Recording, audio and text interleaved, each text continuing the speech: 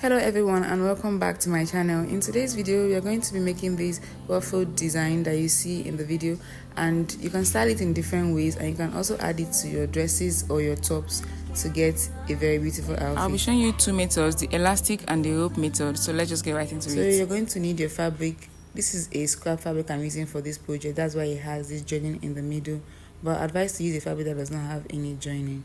The length of this is about 54.5 inches. As you can see in the video, I reduced it to 45 at some point because I felt it was too long, but you just need to cut out the one that you feel will be enough for you. Then the length of this is about 12 inches. Now for the width of this, like how wide it's going to be, there's no definite measurement, but how I used as a guideline was I measured the across front of my top I wanted to add this to, like from one side seam to another side seam on the front. What I had was about 18.5 inches. I'm using this top as a guide actually. Times it by 2, I had about 37 and added more to make it about 45 inches. That's what I settled for. So it just depends on how much gathers you want. And now the length was 12. When you fold it, it will be 6. It might even be less for me. So if you want this to be wide, I'll advise you use a length that is bigger than 12. So I'm going to be joining it on the wrong side and then I'll flip it over. But before I do that, I'm going to use a hemming gum to fold the ends of this fabric. And I'll be doing this on both sides. So first I'm going to fold it like this and then iron it so it just lays flat like this, and then I'm going to put the hemming gum inside of it like you see me doing in the video. And then when that is properly secured, I'm just going to fold it again like so, and then I'm going to iron it. This is how it's looking like after I was done with everything.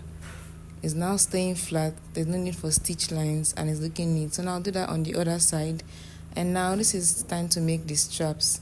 So I just cut out a fabric, and some people have different style of making straps. Some fold it this way and then do a stitch on top of it, while others will just fold it on the wrong side and then sew it on the wrong side and then turn it to the right side. And that's the method that I used for my own, sewing it on the wrong side and then turning it over.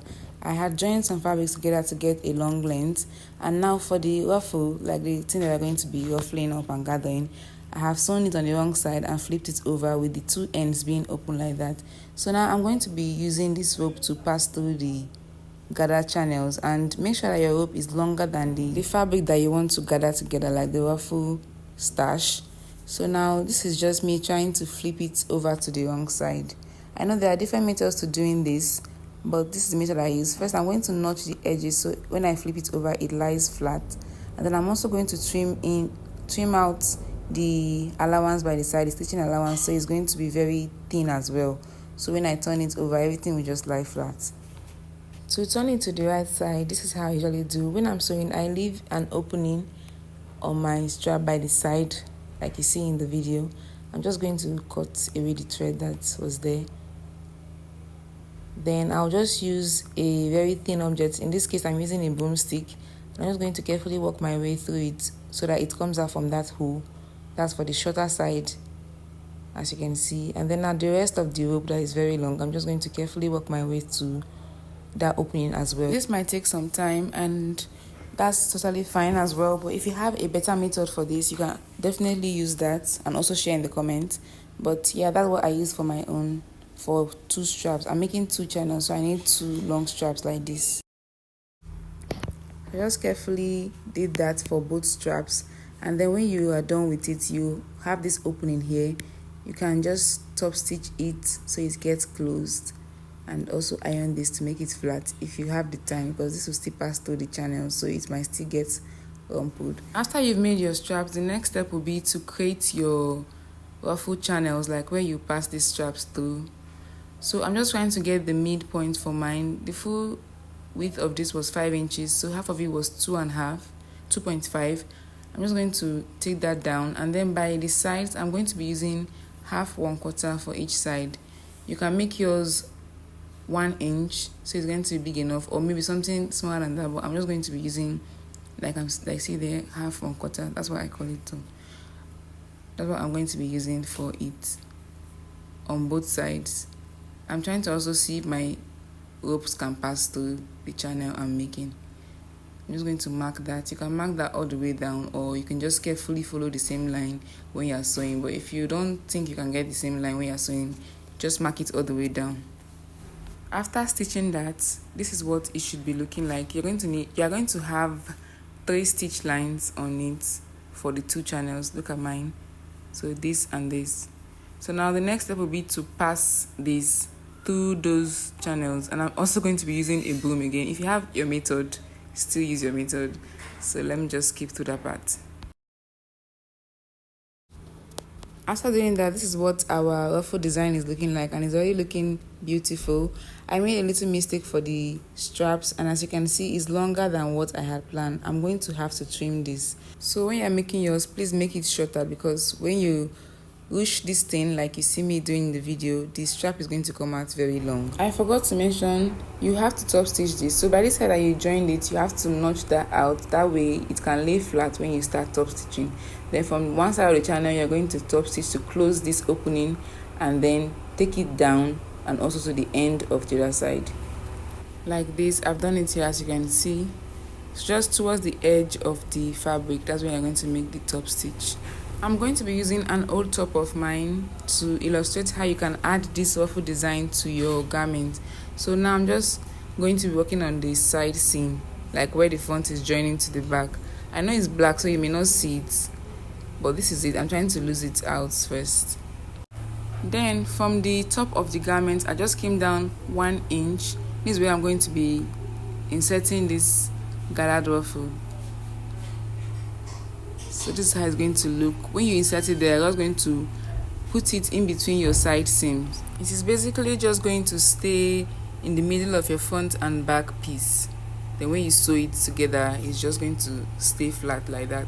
So now I have attached it. I used pins actually, so in case it looks a little bit funny, I used pins. I don't want to join it to this top, because this top is a different design on its own. I'm just using it to illustrate how you can add this. Then also at the back of it, you're going to make short straps. These my straps, they are very long, 1 inch or more than, depending on how wide you want it or how thin you want it. So you're going to put that at the back. You know, like when you are joining a spaghetti strap to a dress, how you usually conceal that, you can put it on the wrong side and put the lining on top of it, and then to come out like a spaghetti strap. You just need to put a strap at the back of the outfit on both sides, on your left and your right side of your back piece. If you're going to be using this rope method, you have to make sure that the 2 straps coming out of this ruffle, they are joined together at the end, that way it does not lose. And that is the end of the first method. Now for the second method is using an elastic band. It's just basically the same thing, but instead of using rope, you're going to be using an elastic band. You're just going to cut an elastic band that is shorter than the width of fabric you actually have, so that when you put it inside and sew it down, it's going to gather the fabric in a very nice way. So when I passed the elastic through, I did not let it come out of the channel. I actually took it in a bit, and then I'm going to secure it with a pin on both sides. I'm just working with 1 channel for the sake of this little tutorial. Since I've already made this out using that rope method, I'm just using it for the elastic method. There's another way that you can go about this elastic method, but it might be too complicated to explain now, but I'm just using this method to show you. To add the strap that you use to tie it, you're going to need to put the strap underneath it, and then when you top stitch, it will also sew that down for you. You can use a very wide strap or a very thin one, depending on your preference. You can also choose to put your strap inside the channel where the elastic is, and then you pin it together with the elastic, and then when you top stitch, you just top stitch the elastic and the strap together. The side that will be going inside the side seam will be short like this, and then the side that will be coming out will be longer. There's another method I figured for sewing the elastic, but it's all the same at the end of the day.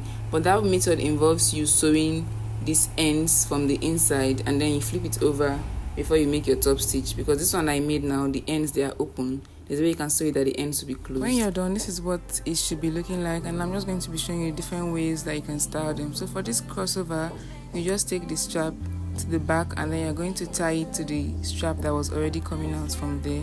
When you tie it, you can either let it fall down, or you can tuck it into the outfit that you join this to.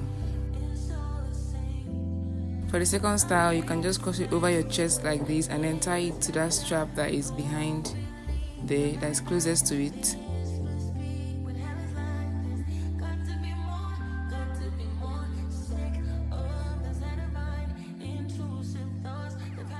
For the third style, you can just take it over your arm like this and then tie it to the strap that is closest to it. And then this fourth style is just a freestyle, but yeah, you can just take it like under your bust and then tie it to the next strap that is closest to it. You can experiment and try different styles with this, either using the rope method or the elastic, anyone that is fine for you. And thank you for watching. I'll see you in the next one.